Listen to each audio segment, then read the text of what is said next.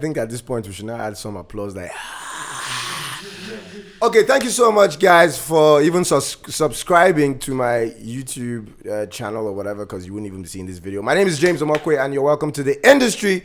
And I've got a friend of mine, like my brother. You know, we've been rolling, eating the Yajumai way back in the day. His name is Ethan Okwara. Hey man, I didn't know you were talking about me. Yeah, I was just thinking like to whip your face like. Yeah, that would have hurt because we'd be fighting on camera. Let's clean this blood. Yeah. So you know, so me and Ethan run this small company called Fimo, but that's not what's important. That's not the main focus of this video something cast, whatever. And then we have Charlie Oleghe, the British guy that we imported from somewhere. Imported, yeah? Yeah, we imported Charlie. Just say the truth. Okay, you imported me. Yeah, so he's here under duress. So we kind of forced Charlie to be here. Charlie's a technical guy, man. He's shy. I mean, look at him. He can't even look me in the eye when I say he's shy. And I'm handcuffed to the table. You're not handcuffed. If you're handcuffed, I'm not handcuffed. Did you see any handcuffs? No. Okay, guys. So basically, on the industry, we talk about the industry, but the film industry, TV industry, technical, the arts, the business, all that stuff. That's what we do. Because see, I get a lot of questions. Oh, how do we do this? Oh my gosh, how do we do that? Blah blah blah. And there's so many people that I can't respond to or whatever. So we decided to do this, like 45-minute, 1 hour, video podcast to teach and to inform people about different things. And the reason why we have Charlie here is that Charlie is a VFX and he's a VFX expert and he's a director of photography. But before we go into all that stuff, there's something that we usually do, or that we're going to start doing anyways. It's like our monologue where we discuss stuff that happened in the past week, and then we just basically just run through it and just make jokes if we have to, but we can't say anything bad. I'm out of here. Because they'll come for me, man. I don't know if I wasn't making any. If we weren't making content, then that's different. But yeah. Okay. No bad things. No. Okay. So first of all, let's talk about. Sorry, I lost my voice. Yeah. So let's talk about this trailer called The Setup. Now, The Setup was directed by Nia Kimalayo. It's done by Ink Blot, if I'm correct, and a couple of other people. I'm not quite sure. But while we're watching the trailer, obviously I'm going to superimpose it on screen, and then you guys also tell me what you think about it, if my internet is working. Oh my gosh, don't fuck me up on TV. TZT, I'm calling you out. We're going to chop that out. Number of tools to communicate with your clients. It's not the advert. It's like skip. Did I choose the right one? No, this one looks too cool. Oh, sorry. You see, there's this thing that they do on YouTube where they call the name of the movie, then it's another movie just to like allow you. All right, so that's it. So we're watching it. Sorry, it's still booting. Mutunrayo Elesho. I want to marry her.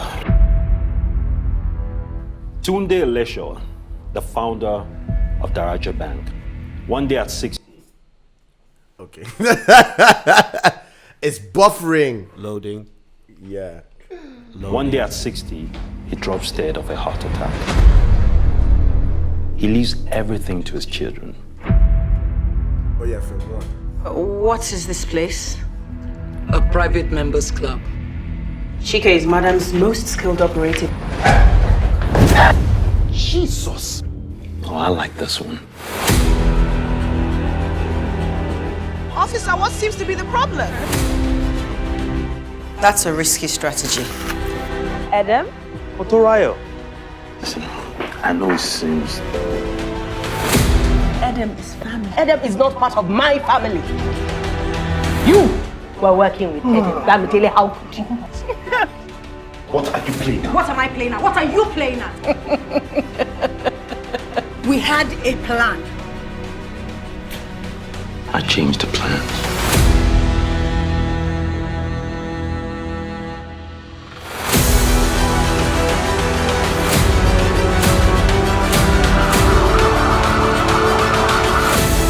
Come on, Chike, is this the life you want to live? Why does this bother you so much? Why does it not bother you at all?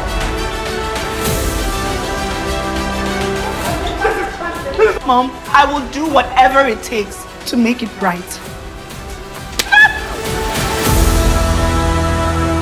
That's a slap.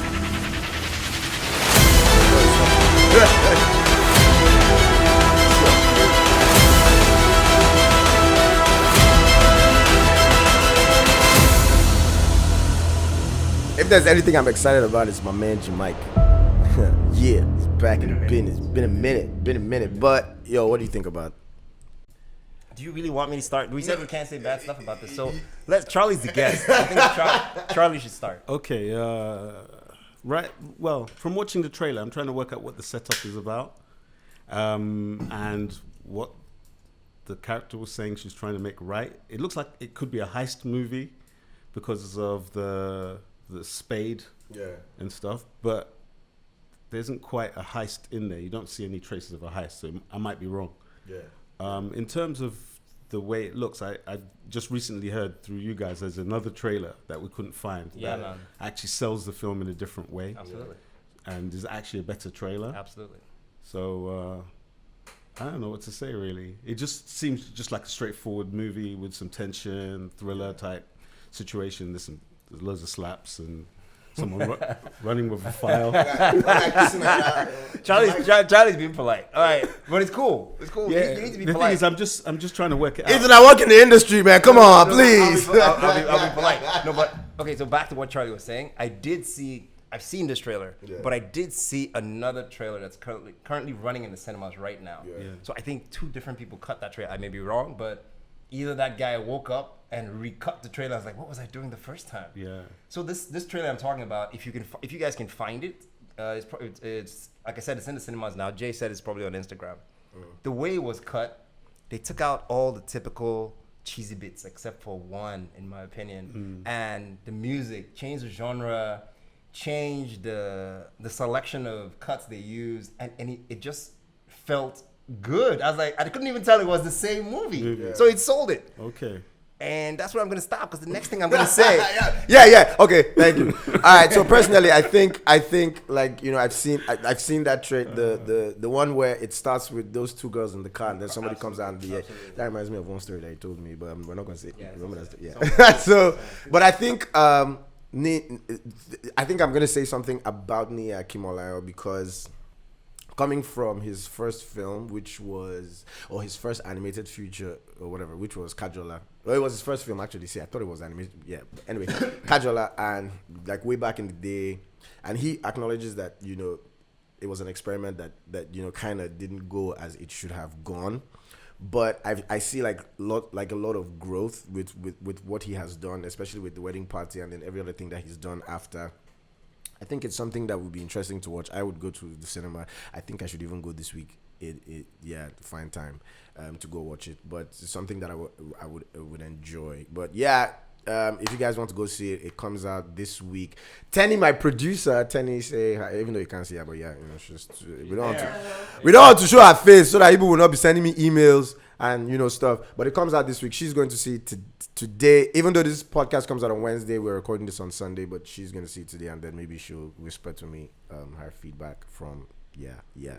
But if you say anything bad, they won't call you to do any Nia Kimolayo film again. But anyway, let's jump right into it. Charlie is here with us, and Charlie's I'll tell you how I met Charlie. So one day, this is like 2 years ago. There's a friend of ours, Dr. Kola. He brings Charlie into our office. And I'm looking at this guy. I'm like, who's this guy? And then Charlie is like, yeah, how you doing? British go guy. I'm like, why did they bring this guy here to come out so far? What's going on?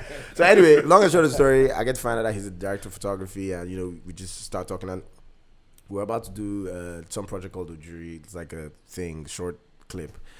And somehow I'm like, yo, Charlie, would you mind being, on the thing with us? And Charlie's like, yeah, I'll do it. And then, Charlie's wading in water, wearing boxers, you're wearing boxers, right? Yeah.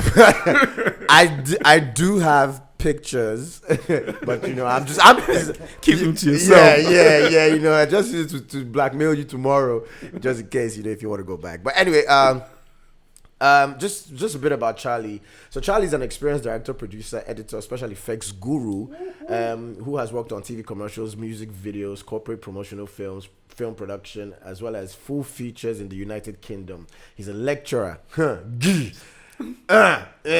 of film studies and media production at the Lambeth College, London, right? I pronounced that right. Lambeth, yeah. Lambeth, yeah. He has produced work for Warner Brothers Music, BBC Channel 4, McLaren Racing Car Company, to name a few. He did the first ever British Sign Language deaf music video, Queen's New English. I'll try and find that on YouTube and put the description. I can't even find it. If I see it. It's pre-YouTube. Yeah. So he's currently director of photography, technical director, and VFX producer and artist on Africa's Magic's first commissioned epic series, Ajoche, which I executive produced, by the way. Everybody, Charlie! So I'm just going to jump right in before I jump into any of the other questions that I have for you. Charlie, let's jump into VFX. But the main reason why is I'm in director of photography work and stuff. But I'm just gonna jump into VFX because I know that we've done some VFX, in some of the shows, and quite impressive stuff. So tell us about that. In the context of the show? No, in context like generally. Yeah. General. Okay, so the thing is, VFX, like my first experience of VFX, say coming to Nigeria and working in productions in Nigeria, is that VFX artists are not really that held at high esteem. They're not really paid well or rarely paid. Producers don't see their work as being work. So it's like usually like, Shibi, you just brought a computer. Charlie's trying to learn pigeon. Yeah, I'm trying to learn pigeon. It's really, I was taking baby steps. I got my training wheels on right now. Yeah. But basically, they don't see it as major work because the film was, in the film they used the cast, crew, cameras, lights, the whole works, and all you're doing is you're taking the clips and putting them into a laptop and making magic. They like the magic, but they don't like the charges for the magic. So they don't really appreciate the work that goes into it. They think the computer does the work, where the computer is just a tool, like a hammer. But in terms of VFX in Nigeria, working on Ojuri, I was well impressed with the stuff that was being done for Ojuri. And by the way, it's a little plug. The guys who did the VFX for Ojuri, they're called Commotion Studios. Yeah, Commotion Studios. Big ups to them, and they did a good job. Yeah. So in the process of meeting the guys from Commotion Studios and then subsequently meeting lots of other VFX artists, it's kind of become apparent to me that there are so many of them in Nigeria. Animators, compositors, people that do all sorts of VFX. And I've just been collecting numbers and details. Because the thing is, it's always good to have a pool. Because there's a whole pool of like camera operators, directors, but VFX guys, they're just like thin on the ground. You can't find them anywhere. So every time I meet one, I make sure I get a number. Because the actual work that's involved in doing VFX, you can't do it on your own. And a lot of people tend to think that yes, obviously it takes time, but you don't know everything that you need to know. A lot of the guys that I know that do Hollywood VFX, that do done like Fast and Furious and some of the other movies, Inception, Avengers, they only have one task. Like someone will track all the movement in the film, they'll send it off into another piece of software and then send out to someone who's going to do smoke. Some separate person does smoke, separate person does water, separate person does the lighting of the scene. All these jobs are individual jobs, but they are vital to the process. But we might take it for granted that someone's just doing water. But trying to do water and make it look realistic is a challenge of nature. You're challenging nature. But someone's actually pulling it off in real life. So a lot of the things that we see on TV and films are invisible effects. They're invisible because you don't expect that someone's going to animate water. So those talents are actually present in Nigeria as well. So I'm trying to get all these guys together to see, create a pool of artists that can be a force to be reckoned with. Because I think because they're all working individually, they all come across the same tensions and the same brick walls. Everyone wants to get paid. Yeah. But they don't see the bigger picture. Yeah. And the bigger picture is that you could actually own something, you know, big, rather and put together work that leaves the country, you know, because you can work in Nollywood as well. You could work in Bollywood. You can work in Gallywood. Is that the Ghana? Yeah. You can work in any industry. Most of the VFX guys are London, Canada, Singapore. You know, there's a Ugandan industry. Who killed Captain Alex? So, you guys don't know what's happening. It's just one of those things. In terms of VFX, for Ajoche, you know, we kind of pushed the boundaries because we had. Everything had to be invisible. You know, we were painting out roofs of houses. Yeah. We were painting out vehicles. We were painting out boom mics. Yeah. We were painting out. I remember that one. People. You know, that just accidentally strayed onto the set while the shot was rolling. Yeah. So there are a lot of things that we did that I'd never had to do before. I had the skills to do it, but I just never had an opportunity to actually do that. So it was good. All right, man. Good. Okay, so let me just jump. Let's jump into the questions. So the first one I have is, so we're moving into director of photography field now and stuff, and then I have a question. So there's one big issue, and I'll tell you why it's happening. Because sometimes I think a lot of people don't understand the difference between a cameraman and a director of photography.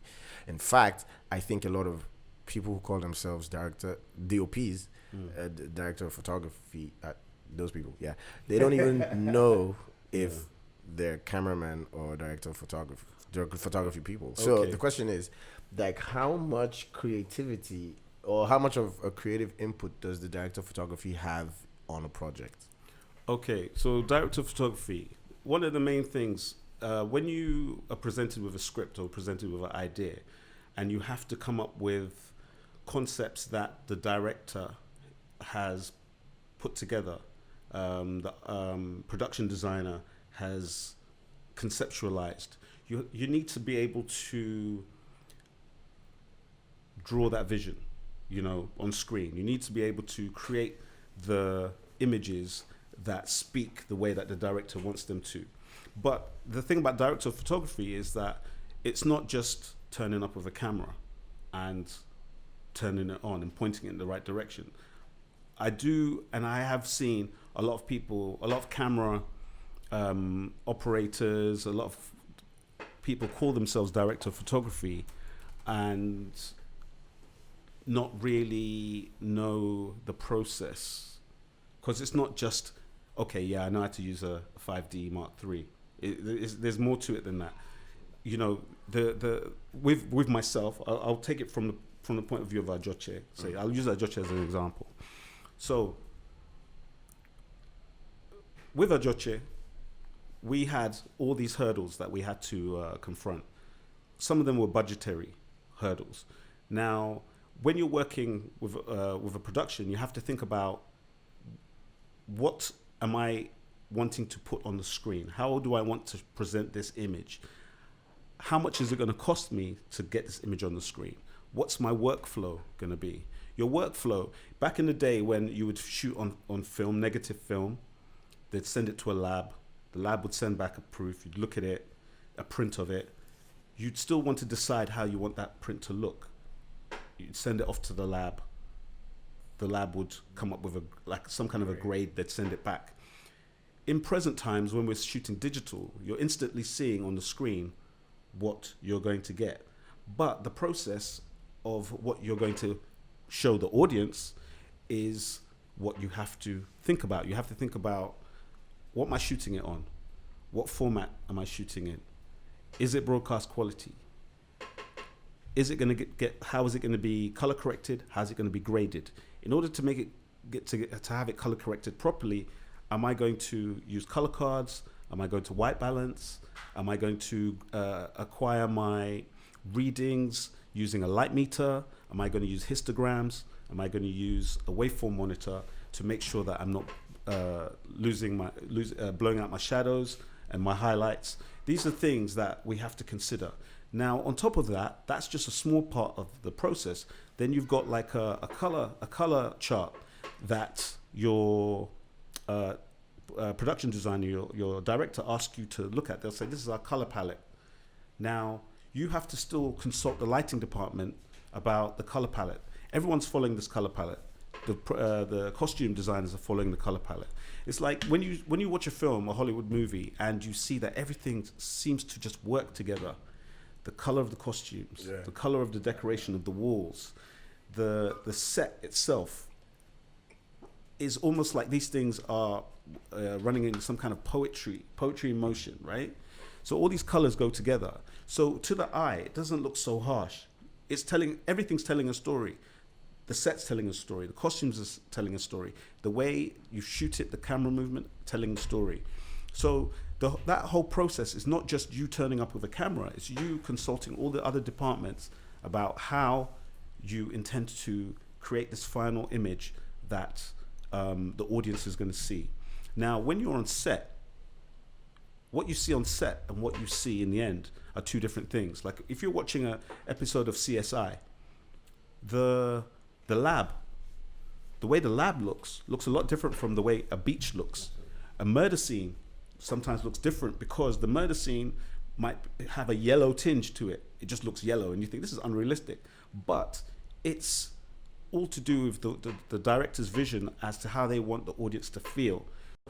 These things all have to go together. So your workflow between yourself as the director of photography and post-production, you have to see that through. You have to be there and see the whole process through, all the steps of the way, so that, like with Ajoche, I was constantly talking to post, constantly talking to the guy Banjo who's doing the color correction and the grading, so that we decide what each scene is going to look like. Also, what the interiors are going to look like, what the exteriors are going to look like. When the characters were growing up and getting older, jumping 5 years, do we change the look of the show after the characters are 5 years older, 10 years older? These are things that are thought out properly. They're not, they're not just, oh, I like the way this looks today. Let me just make it look like, So there's a process to it. There's a process to everything. Now, before we started shooting Ajoche, also the selection of equipment was based on budget.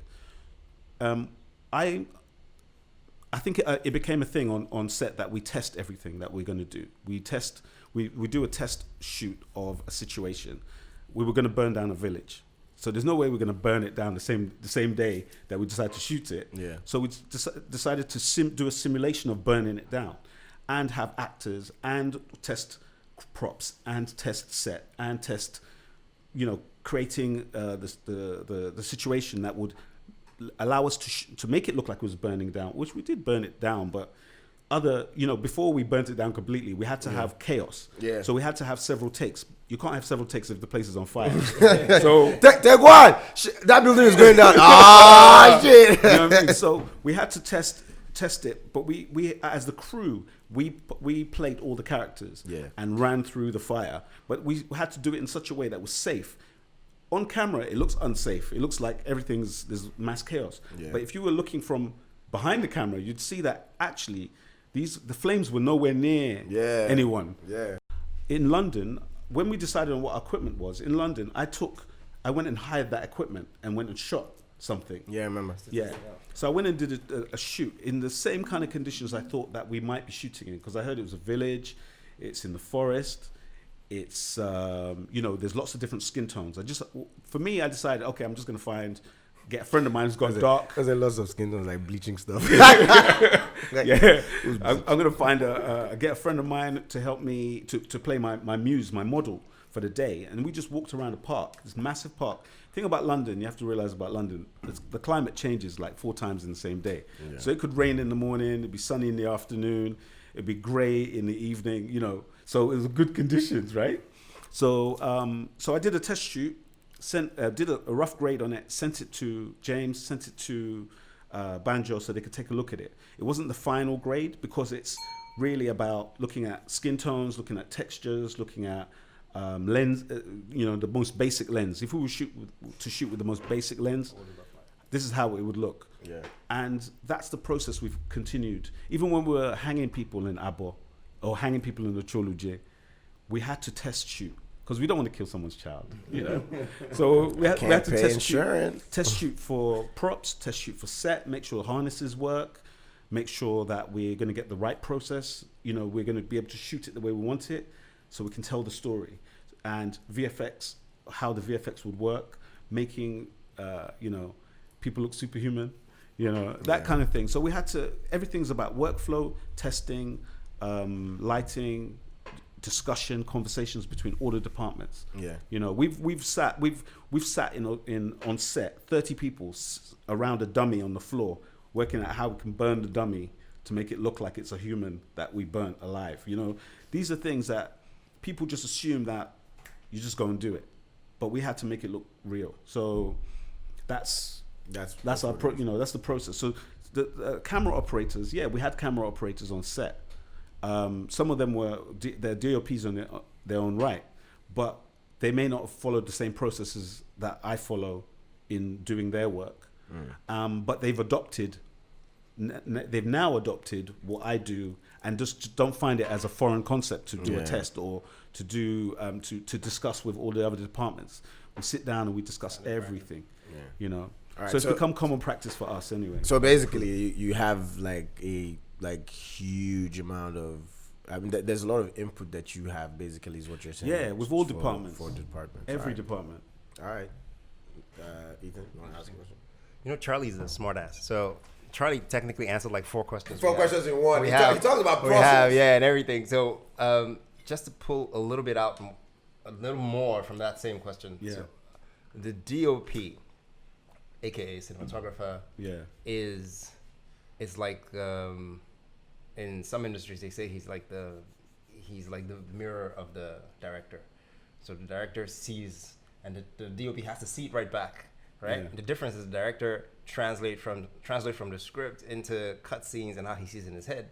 But the word cinematographer, I think it's Greek. It says someone who writes with motion. Okay. So you're not using words. You sort of already see where this scene goes. Yeah. Right. So when the script is given to you. And this is just for all our people out there. In your opinion, what are the first couple of things a DOP should do? Okay. First thing. Read it. No shit. This script, I'm going to shoot it. No, he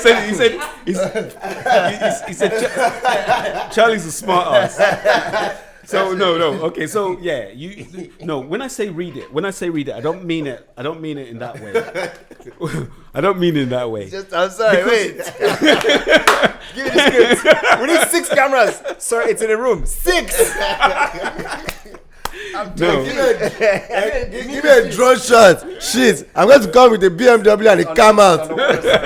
On the water. Yeah, you know what it is. That when I say read it, like I was sent a script by someone about a month or so ago. No, 2 months ago, and it was all about VFX shots. But I figured I'd read the whole script. Yeah. They said, "I want VFX here, there." I was like, "Okay, fine." I read the script, and there was like 20 VFX in the whole film, right? So the thing is, I have to visualize in my head. Like I can't read something once. Like I might read scene number 1 3 times, so I can visualize what I see and how it can be remedied. Because sometimes there are some directors that just like think that you just come out and you just dictate to everyone how. But not all shots work. Absolutely. Not all shots work the way that they think they will work. Plus, when you get to set, there's always something that changes the scope of things. Exactly. So I read it and visualize it. So that's fun. Then after I visualize it, I make notes here and there, and I report back. Yeah. On the show, like Ajoche is fast moving. We do prep. So in terms of the prep that we do, we'll prep 10 scenes in one session, and those 10 scenes we prep help us and all the other departments work out how they see the scene. So my thing is to analyze it, work out what the pitfalls might be, check if we can do certain things safely, and then report back to the director as to what's possible, what's not possible. They may see, like when James first spoke to me for Ajoche, he was like, yeah, Game of Thrones. Vikings. I was like, whatever, crazy guy. so I went and watched Vikings. Like I only watched a couple of episodes of Game of Thrones. I wasn't really a fan like that, but recently I've become a fan. What? I watched Vikings. What? Vikings was good. So And I can't say bad things. So it's cool. It's cool. oh, is that a bad thing? No, it's not right. No, wait, but Charlie, you're losing me though. So you okay. You said Sorry. read the script. Read the script. Make notes. Make notes. And then you had like a bunch of analyze, set up. Oh, yeah. Is that number 3? Is that one step? Oh, that analyze. So I need 5 steps for dummies. You need 5 steps. If it's a guy who's Okay. watching this podcast first time, he's right there. He's taking notes right now. Okay, He's probably yeah. written item 3 6 times. It's like, Yeah. So I analyze it, but I also do kind of work out. I do kind of work out lenses, you know, What but they're works for what?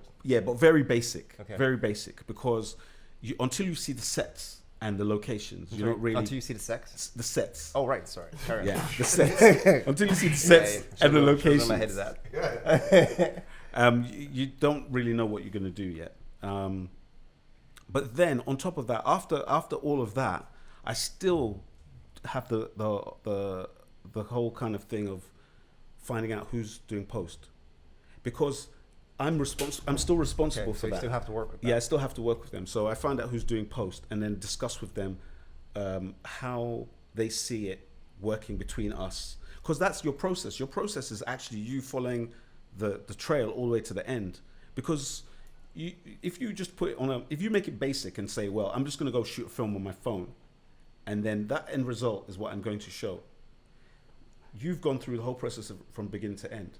So I have to, as a DOP, I have to follow it to the end and guarantee that my work is going to look good by, you know, everything's discussion, everything's conversation. Okay. But the conversation never really ends. You know, every single scene, episode, you're querying things. All the time. So what are the 5 things he said? That's actually read. So it was read, select lenses, find out who the analyze, find out who the post post-production guy is. Yeah. Was that 5? Yo, we went through this shit. Yeah. Okay, Charlie. So this is like the film myth, like director of photography myth, or I'm the EP. This is what needs to be done myth. 4K, 8K, 2K. All right. You know, I gotta do this movie. I gotta shoot it in 4K. I gotta shoot it in 8K. Oh my gosh. Okay. Yeah. So, sorry if I'm not making fun of anybody. Just So, let's talk formats. So I've heard people say, "Look, we have to shoot this film in 4K. Or I got this camera and it's shooting in 4K. Or I got this Red Dragon, it shoots in 8K." Like, is it really necessary? Because from my layman's knowledge or whatever, most of us don't even have 4K TVs. So so we shoot it in 4K. It's not coming back to me in 4K. You're downsampling it. Like 1080p. Most people even have HD ready TVs, which by the way is not a 1080p TV. just so you know. That's 720p. Yeah, exactly. And then our cinemas, are they projecting 4K? So my basic question is, like, is it really, really necessary? Can you educate us on, All right. So 8K, like 8K looks nice if you can play it back on your computer. Like the reason I see that you would shoot in 8K is for VFX or reframing, because 8K is a massive image. If you want to reframe a shot, you don't even have to shoot in 8K to reframe a shot. Shoot in 4K. But starting off first things first, like 8K, the amount of hard drive space you need for an 8K movie is not here at all. Like, you would need so much hard drive space to store that information. Then you need a computer that could play it back. You need a graphics card powerful enough to play it back. That's one issue. 8K, most of the 8K cameras, or the 8K camera, is RAW. RAW files are not like ProRes or MP4s. You just don't sort of throw it into your computer and press play and it start. Those things are jerky. 8K is good for VFX, reframing shots. So if you decide that you want to later on reframe a shot, or you've got a shot that needs to be stabilized because you're doing handheld and running with it, then that's the stabilizing software or software in your app, maybe it be whether it be Premiere or Final Cut Pro, actually pushes in. When I mean pushes in, it actually expands the image in order to find a central point, so it can actually balance it out, so it doesn't look so jerky. Yeah. Now, if you've got shots that you want to do with that, that's fine. If you're doing an interview and you want to make the interview look like you're using 2 cameras, and you want to get a wide shot and a close up out of it, your close up might actually be a representation of 2K on a screen, but your wide shot is the 8K image. Yeah. So you can do things like that, make it look like you're using 2 cameras. You could do a panning shot, like if you're missing a shot in your film and you need to pan or you need to track, you could actually track. The thing you will miss is the parallax, the distance between the one object. Yeah, but for a short while, just to get the idea across, you might do that. It's not the best thing to do. Just use a slider, really. Yeah. But the 8K takes up a lot of space. That same 8K camera that people want to go and get, the sensor's 8K, but sometimes people shoot. It can shoot in the lower reses as well. It can shoot in 4K. It can shoot in 2K. So it's just like product. It's just a product hype thing. Yeah, because I mean, I'll say some serious question. Yeah. Some guy made this trailer, and they made a 4K version. You know, like streaming glorious 4K. I'm like, cool, man. But most of our devices don't like play back in 4K. No. Like I doubt that 99% of Nigerians have even experienced 4K in its glorious nature, and I doubt that. And maybe I'm wrong, and somebody correct me. I doubt that even the cinemas, except maybe the IMAX experience, and then you're getting that through the glasses and all that. Nobody. I'm pretty sure cinemas. They don't do 4K. Cinemas. Sorry to cut you, but cinemas. They call it intermediate. Yeah. A digital intermediate. Your digital intermediate for cinema is 2K. 2K. The Arri Classic camera that everyone was going crazy about back in years ago, is still one of the best cameras to shoot a film with. It's only a 2K camera. And when you look at an Arri picture on the monitor on set, you're actually looking at the film. Basically, it looks wonderful. Like, you don't need that much resolution to shoot a film. It's only like with that kind of advent of like Netflix, where they want to be future proof, that they'll require 4K. But in the end, it all comes back down to 2K. There are no internet, like if you're someone that makes videos for content for YouTube, there's no point shooting in 8K or 4K. You can shoot in 4K if you want to, because what happens, there's something that people don't discuss and don't know about YouTube. If you upload a video in 4K in YouTube, when it gives you more megabits per second processing in 4K than it does in 1080p. So in 1080p, your video might look kind of crappy. In 4K, it'll give you like 20 megabits or something like that. But in 4K, it'll give you 100 plus megabits. So by the time that information is calculated down to 1080, you've just got this crisp, pristine image. It looks much, much better. So the thing is, also data. If your target audience is going to watch your content online, data here is expensive. Yeah. No one's got a 4K phone. Yeah. You know, no one's got an 8K phone. Oh yeah, maybe tech guys. But it kind of defeats the purpose of doing that. Like with our Joche, we shot using C100 Mark 1s and Mark 2s. C100 actually has a 4K sensor, but the Digic processor in there recalculates everything. I'm sorry. You guys said a Digic processor. Sorry. I have to say this. I think I'm done. Like nobody understands it. Some people might understand this because the thing is, if you go and look up C100, it might say 1080p, but actually it's 4K. Yeah. It's doing what everyone does with their finished edit and they export at 1080p. It's doing exactly the same thing, but inside the camera. But it's doing it nicely inside the camera. So it's 4K down to 1080p, and it's always pristine and crisp. These are things like when you're doing this whole DOP thing, and you just think that it's just all about turning up with the camera. It's not the camera. It's what you are able to achieve with the camera that makes it. It gives you that image, because there are people that shoot on mobile phones, and do some amazing work. You know. So you're segueing into the next question. Yeah. Which is equipment, right? Yeah. So we could go on and on about formats, 4K, 8K. There's another video me and Jay are working on about which TVs to buy, pixel peeping. Can you even tell the difference when you're looking at it? That's another story. But equipment. So you said something really important right now. You said there are people who shoot stuff on cell phones and it looks better than what some people have shot on 4K. Now I have a friend, not gonna say his name.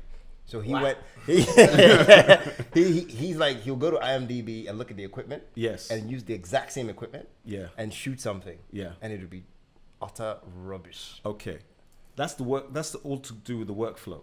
Okay. Now, okay, so with any production, a lot of cameras, film cameras, cinema cameras, DSLRs, prosumer cameras can shoot a flat image, which allows you to maintain all your details in your shadows and your highlights. If you expose properly, you can maintain that. Now, the actual grading and color correction is where people go wrong, because you can go to YouTube and look at, you can go to YouTube and look at trailers. You can go to IMDb, look at the tech specs for each film. You look at Stranger Things, for instance, the tech specs for Stranger Things. I think it's ARRI.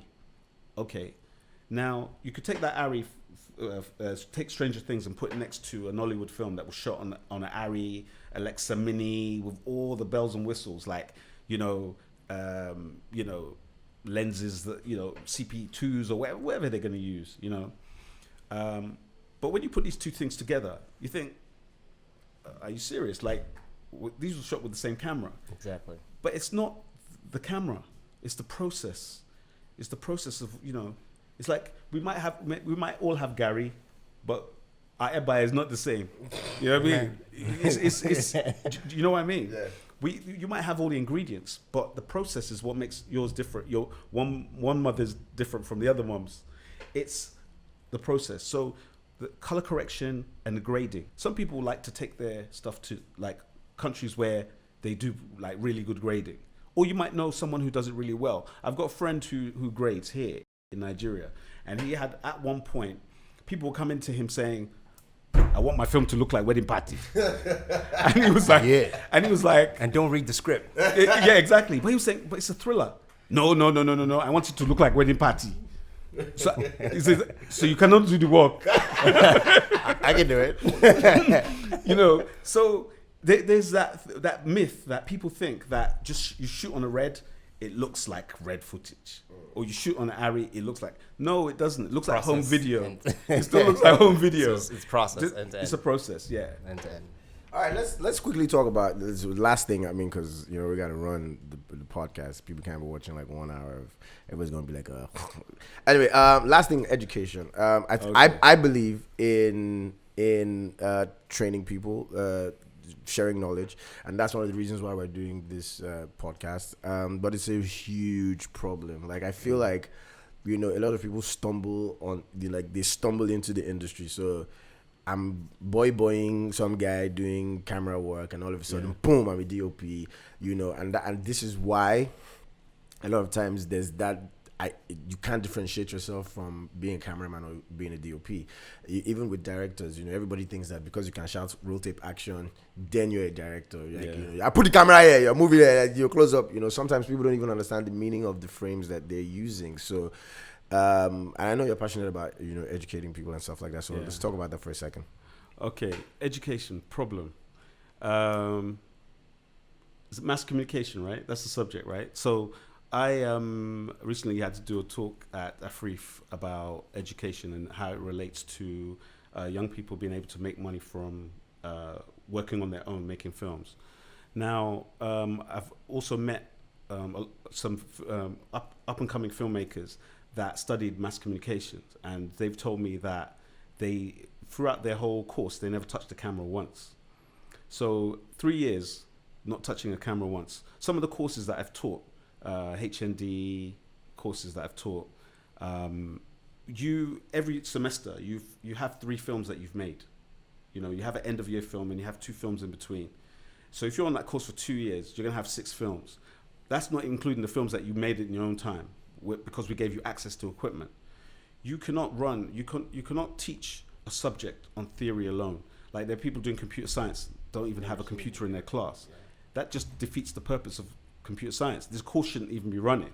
You shouldn't even be teaching mass communications to anybody if you haven't got the tools to teach. In the UK, for instance, I'm not comparing, but in the UK, they come and check that you've got the right facilities to deliver a course, because the people that certify the course have their reputation to uphold. So if you can't supply the equipment to do the course, you need to revise the nature of your course. You know, you need to call it theory. You need to put theory on the end, mass comm theory, so people can know exactly what they're getting. Because people do go and study on these courses. I shouted at 3 years in the auditorium at AFRI. Someone said, no, it's 4 years. I was like, oh, 4, okay. You know, 4 years of mass comm, not touching a camera once. All you're seeing is pictures and diagrams. Now, if you, as a young filmmaker, are looking for a job, there's no way you can show your prospective employer what you can do. So you'll end up cable bashing for the next 10 years. Yeah. Moving cables, picking stuff, and you'll be frustrated at that. No growth. Exactly, no growth at all. So it's always important that we have courses that actually give scope to young students and show them that it's possible for them to actually achieve. Yeah. And I'm not seeing it. I've got this other, I've got a short story. It's not even a story. You know, and this is something I've been told. So you're on set. You're a junior, say, camera operator, and you ask your guy, like, sir, how do you white balance this camera? And he says to you, oh, go and get me some Fanta. Go to the shop, get me some Fanta. And then he'll quickly white balance it. And then when you come back, you say, okay, so how do you do it? He says, it's done. Don't worry. Just hold it. And that's it. And that's it. So there's no, it's almost like some of these guys want to take the secrets to the grave. Yeah. Secrets that you can go on YouTube and find out in 2 minutes. Yeah, because because the thing is, if that person is gone or the person is not available, then that's it. That's it. But the thing is, a white balance shouldn't be something that holds you down from progressing. It's just a simple procedure on a camera that you can find on YouTube. So these things, that mentality of he will take my market or you should be passing on. You should be training your staff. You should be giving them, scope to expand. But if you hold them back because you just don't want to pay them more, it defeats the purpose. They may be the ones that actually expand your company and make your company great. But instead, you just want to keep everything to yourself. One man army. Yeah. It's only I can DOP, I can light, I can do all these things. Oh God. Yeah. All right, man. So Charlie, thank you so much for coming on the podcast, the first ever episode of the podcast. But before we go, I have a couple of questions. We have to ask him Nigerian questions, like Lale, Lule, no. This is not even a Nigerian question. Okay, it is a Nigerian question. So it's the drama that happens, and you're both here. It's the drama that happens between the DOP, who knows what he's doing, and the director, who supposedly knows what he's doing, right? Okay. So if you have a unique situation in the sense that I'm not talking about you, and you're talking about him. So in the sense, no, for real, no, I'm serious. This happens a lot. I've seen it a lot. So in your case, it's a bit unique. You guys are, you guys are friends. We listen to each other, right? But in lots of other situations, it's not even close. Whereby the director says, "This is how I want it," and the DOP sees that there's something wrong. And like you said earlier, process. You can't fix a bad shot from editing. If it's bad, it's bad, right? Yeah. So what would be your advice for DOPs and directors who had this issue and how to get along and work together? My thing is always, I've told every director that I've worked with so far that spend 5 minutes fixing it now or 3 months fixing it in post. And more money. Which one? Yeah, exactly. So which one do you want? Yeah. I think that at the end of the day, it's down to prep, because I feel like a lot of people don't prepare. So, and that's why we do prep most of the time. Yeah. So, sometimes the director does, so on shows like Ajoche or any telenovela or whatever, sometimes the director has presets. So we have like a preset. This is what we want to do. This is the emotion you want to capture. Yeah. Usually the format is wide OS or whatever, and then if you want to take it, But for films, and we made up that wide mid. Wide mid. It doesn't even sound like it. Somebody actually said that thing. Said I took a wide mid. Everyone's like, what? You can't do that in the same shot. But anyway, like I said, I think people don't prepare. Yeah. Yeah, thanks, Tim. That's the timer. Yeah, you're fired.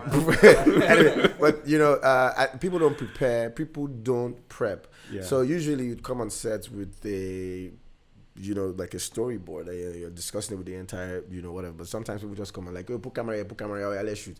But, sometimes prepping makes that conversation go away. Because again, it's always very important to listen to the DOP because, I try as much as possible to 70% of the time. 75, I'm trying, or 80%. I didn't even calculate this. Sorry. Yeah, but to listen to him because at the end of the day, when you get to post, and then you see funny things that you shouldn't be seeing, and then you're like, but this is what you did. In fact, there's a famous thing, everybody knows this. Don't worry, we'll fix it in post. And funny thing is, Charlie can fix it in post, but no. He doesn't do that anymore, Yeah. But the thing is, I think that, prepping is majorly important. That's why these guys do. On Joshua, we did like 5 months of prepping, even though it wasn't just on one thing, but we're prepping for other things. And on other shows, I'm sure they do the same thing, as opposed to just saying day one, let's do this. Yeah, but Charlie, thank you so much. 2 questions for you. What's your favorite Nigerian soup? Egusi. Damn it. Sorry. What's your favorite pidgin English line? Now. You're blending.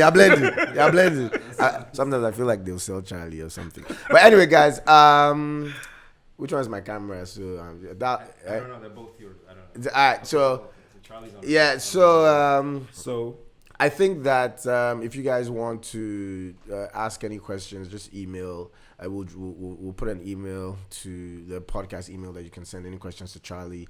And there's something we're trying to do. Charlie will send a video reply that I'll probably post on Instagram or something for all your questions. Or we can talk about it on the next episode. But thank you so much for staying tuned. Thank you so much for subscribing. And please tell your friends to subscribe. Hit the notification button so that when the episode comes out, you see it. It comes out. Yeah, I'm not going to mention just in case it doesn't come out on that day. But yeah, so that you don't hold me and I don't edit it. But thank you so much. I'm James Omokwe and my friend Ethan signing out. Yes, I feel like I'm gonna use like and then like I said in the beginning, we're just gonna fight on sides and this guy won't cut. And he's just recording. That's when his follow focus will be fine. Oloshi. That's cool. Yeah. So thanks again, Charlie. Thank you. Out the next one. Yeah. All right, guys. So thank you so much. Goodbye. God bless.